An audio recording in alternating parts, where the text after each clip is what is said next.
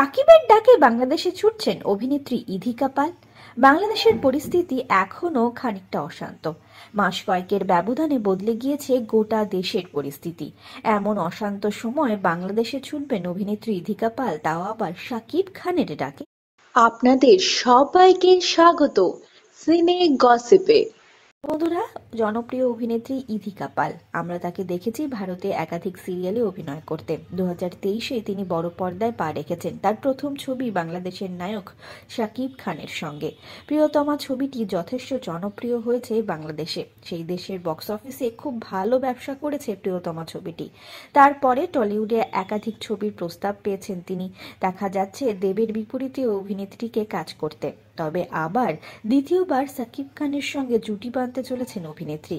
সাকিবের ডাকে তাই কি তিনি যাবেন এবার বাংলাদেশে? ছবিটির পরিচালনার দায়িত্বে মেহেদী হাসান হৃদয়। সূত্রের খবর, গত বছর থেকেই নাকি ছবিটি নিয়ে কথাবার্তা চলছে।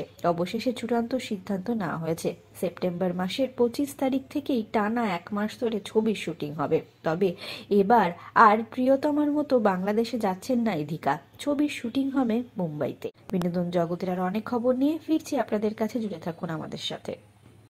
আমরা হলাম সিনে গসিপ, জুড়ে থাকুন আমাদের সঙ্গে, সাবস্ক্রাইব করুন আমাদের এই ইউটিউব চ্যানেলটি।